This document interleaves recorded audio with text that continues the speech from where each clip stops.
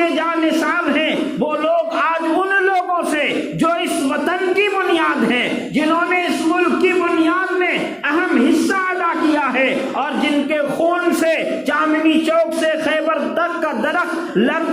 ہرا بھرا ہے، اور جس کے خون سے ہندوستان کے کونے کونے پر جو سر شادابی ہے، جن کے خون سے یہ شادابی آئی ہے کہ تعمیر وطن میں ہم بھی ہیں برابر کے شریک، تعمیر وطن میں ہم بھی ہیں برابر کے شریک، در و دیوار تم ہو تو بنیاد ہیں ہم۔ وہ آج ہم سے یہ کہتے ہیں کہ تم دیش بھکتی کا سرٹیفکیٹ اور دیش بھکتی کا ثبوت پیش کرو۔ ہماری دیش بھکتی یہ ہے کہ جب تمہیں ہوش نہیں تھا، جب تم جانکاری نہیں رکھتے تھے، جس وقت تمہارے لوگ انگریزوں کی چمچا گیری کر رہے تھے، اس وقت ہمارا نواب سراج الدولہ جامع شہادت ملک کی خاطر نوش فرما رہا تھا، اور جس کے بدن کے ٹکڑے کر دیے گئے۔ ادھر سراج الدولہ کی شہادت ہوتی ہے، پھر میسور کا شیر میدان میں آتا ہے، جس سے میسور کے شیر ٹیپو سلطان کی شہادت ہوتی ہے۔ اس طریقے سے بغاوت دنیا میں پھیلی،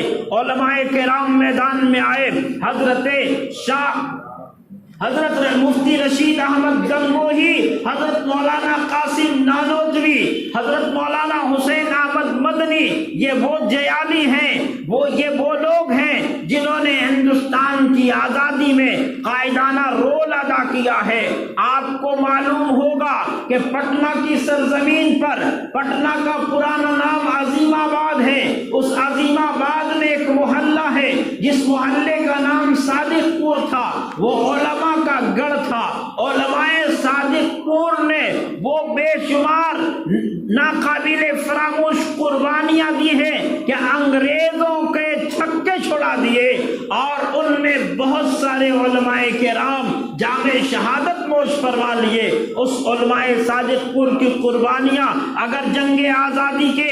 تاریخ سے ہٹا دیا جائے تو یہ آزادی کی تاریخ کھوکھلی ہو جائے گی۔ انہی میں ایک مولانا جعفر تھانیسری رحمت اللہ علیہ ہے، جنہیں انگریزوں نے کالے پانی کی سزا دی تھی۔ کالا پانی کی سزا وہ سزا ہے جو اس وقت انگریزوں نے انڈومان نکوبار میں جیل بنایا تھا۔ اس جیل میں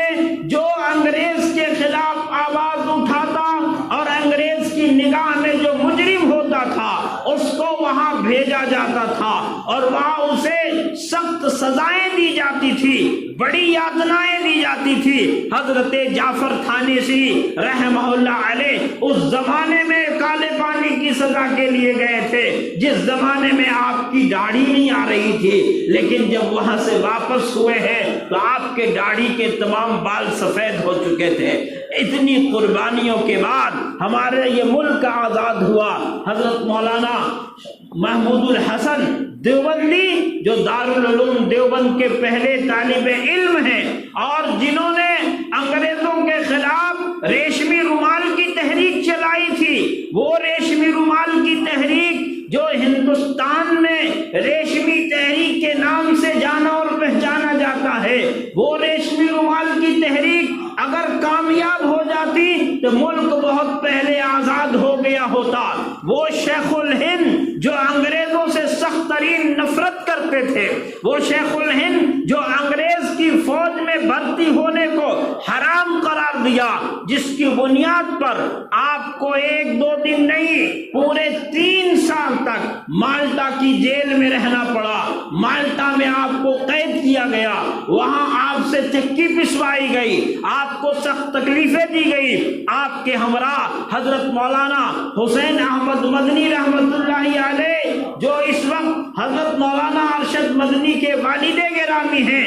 شیخ الاسلام حضرت مولانا حسین احمد مدنی، یہ ان حضرات کا موقف یہ تھا کہ انگریز کو اس ملک سے بھگانا ہے، اور اس ملک میں انگریزوں کا وجود اس ملک کے لیے منحوس ہے۔ یہاں کے ہندوؤں کے لیے، یہاں کے مسلمانوں کے لیے، یہاں کے سکھوں کے لیے، یہاں کے ہندوستان کے باشندوں کو انگریزوں نے غلام بنا لیا اور بیگار لے رہے ہیں، اور ان سے کام کرواتے ہیں، ان پر ظلم و ستم کرتے ہیں۔ چنانچہ حضرت مولانا حسین احمد مدنی رحمت اللہ علیہ نے بھی جب یہ فتویٰ دیا کہ انگریز کی فوج میں بھرتی ہونا حرام ہے، سپاہی بن کر کے کام نہ کرے۔ مسلمانوں کے لیے یہ ممانعت ہے۔ انگریز نے یہ کہا کہ حسین احمد نے اپنا فتویٰ دیا ہے، انگریز کی عدالت میں وکلا نے اور بیرسٹروں نے بار بار کہا کہ آپ اپنے فتوے کو واپس لیجئے، آپ اپنے فتوے کو واپس لے لیجئے، ورنہ انجام آپ کو معلوم ہے، آپ کو معلوم ہے کہ آپ کو پھانسی کی سزا بھی ہو سکتی ہے۔ حضرت حسین احمد مدنی نے کہا کہ فرنگی کے فوجوں میں حرمت کے فتوے، فرنگی کے فوجوں میں حرمت کے فتوے سرے دار چڑھ کے بھی گائے ہوئے ہیں۔ ہم تو یہی بات پھانسی کے تختے پر چڑھ کر کے اور تختے دار کو چوم کر کے اسی بات کا اعلان کریں گے اور اسی بات کو بار بار کہیں گے۔ چنانچہ میرے بزرگوں، میرے دوستوں، میں عرض یہ کر رہا تھا کہ ہندوستان کی جنگ آزادی کی تاریخ علماء کرام نے شروع فرمائی تھی اور مسلمان عوام نے، یہاں کے مسلمانوں نے بنیادی کردار ادا کیا، قائدانہ رول ادا کیا، اور یہ حضرات لے کر کے آئے ہیں دوسرے لوگوں کو، غیر مسلموں کو، ہمارے برادران وطن کو، ہمارے گاندھی جی کو۔ یہ گاندھی جی جن کو مہاتما کہا جاتا ہے، یہ مہاتما کی اپادھی کس نے دی تھی؟ مہاتما کا لقب کس نے دیا تھا؟ آج دنیا ان کے نام کو نہیں جانتی ہے، ان کا اصلی نام گم ہو گیا، ان کے اصلی نام سے ان کو لوگ واقف نہیں ہے، ان کو مہاتما گاندھی کے نام سے جانتے ہیں۔ وہ ہندوستان کے باپو کہے جاتے ہیں اور مہاتما گاندھی کا لقب ان کو دیا حضرت مولانا عبد الباری فرنگی محلی نے، جو ایک مسلمان جنگ آزادی کے بڑے مجاہد تھے۔ لکھنؤ میں ایک جگہ ہے فرنگی محل، کسی زمانے میں پورے ہندوستان میں علم کا جو مرکز تھا وہ فرنگی محل تھا۔ وہیں کے وہ عالم مولانا عبد الباری فرنگی محلی نے گاندھی جی کو مہاتما کا لقب دیا تھا۔ انقلاب زندہ باد کا نعرہ کس نے دیا؟ یہ مولانا حسرت موہانی نے دیا تھا، انقلاب زندہ باد کا نعرہ۔ تو ان مجاہدین کی وجہ سے، مسلمانوں کی قربانیوں کی وجہ سے، ہمارے علماء کی قربانیوں کی وجہ سے یہ ملک ہمارا آزاد ہوا، اور اس ملک کو 15 اگست 1947 کو انگریز چھوڑ کر کے چلے گئے، اور انگریزوں نے اس ملک کو اس ملک کے لوگوں کے حوالے کر دیا۔ ہماری قربانیوں کو اور ہماری جانثاری کو، ہمارے خود آتم سمرپن کو یہ کون دیکھ سکتا ہے اور اس کا بدلہ کون دے سکتا ہے؟ جس وقت ہندوستان میں انگریز آئے، مغل حکمراں تھے، اور آخری بادشاہ بہادر شاہ ظفر جو مغل سلطنت کا آخری بادشاہ تھا، انہوں نے یہاں کے نوابوں کو، یہاں کے راجاؤں کو، یہاں کے لوگوں کو بلا کر کے کہا تھا کہ سب مل کر کے آزادی کی لڑائی میں ساتھ دو، اور ہمیں حکومت نہیں چاہیے، ہمیں بادشاہت نہیں چاہیے، تم جس کو چاہو آزادی کے بعد اپنا حاکم بنا لینا، اپنا بادشاہ بنا لینا، لیکن یاد رکھو انگریز جب تک یہاں ہیں، انگریزوں کے ناپاک پنجے جب تک ہندوستان میں لگے ہوئے ہیں، اس وقت تک یہاں کا کوئی ہندو، یہاں کا کوئی مسلمان، یہاں کا باشندہ سکھ چین کی زندگی نہیں جی سکتا ہے، اور کھلی ہوا میں سانس نہیں لے سکتا ہے، کھلی فضا میں سانس نہیں لے سکتا ہے۔ اس لیے آؤ میدان میں، بہادر شاہ ظفر میدان میں آئے، اور یاد رکھیے یہ وہی بہادر شاہ ظفر ہے کہ جن کو انگریزوں نے قید کر لیا، اور قید کر کے انگریزوں نے آپ کو رنگون کے جیل میں بھیج دیا۔ وہ رنگون جہاں آپ کو بھیجا گیا تھا، اس جیل خانے کے اندر انگریزوں نے آپ کے لیے ناشتہ بھیجا تھا، اور ناشتے کی جگہ پر کیا بھیجا؟ آپ کے کئی لڑکے تھے، ان لڑکوں کے سر کاٹ کر کے اور تشت پہ سجا کر کے اس پر رومال ڈھک کر کے اور ان کے سامنے بھیجا کہ یہ آپ کے لیے ناشتہ ہے اور یہ آپ کے کھانے کا تحفہ ہے۔ یاد رکھیے اس بوڑھے پر کیا بیتی ہوگی، کیا گزرا ہوگا، صرف اس بنیاد پر کہ انہوں نے انگریزوں کے ساتھ دشمنی کی ہے اور انگریزوں کے خلاف آزادی کے جنگ میں لوگوں کا ساتھ دے رہے تھے، ورنہ وہ بادشاہ تھے، وہ ملک ان کے ہاتھ میں تھا، انگریزوں کے ساتھ اگر سودے بازی ہو جاتی تو ان کا یہ حال نہیں ہوتا اور وہ ایسے ستائے نہ جاتے۔ یہی وہ بادشاہ ہے بہادر شاہ ظفر، جنہوں نے اپنے مزار کے لیے، اپنی قبر کے لیے دلی میں قطب مینار کے بغل میں مہرولی کی جگہ پر اپنی قبر کی جگہ انہوں نے رکھ چھوڑی تھی، لیکن ان کو اپنے وطن میں قبر کی زمین بھی نصیب نہیں ہوئی، اور یہ کہا کہ وہی جیل میں ان کی مشہور غزل جو دنیا میں عام ہوئی، وائرل ہوئی، لگتا نہیں ہے دل اب اس اجڑے دیار میں، یہ وہ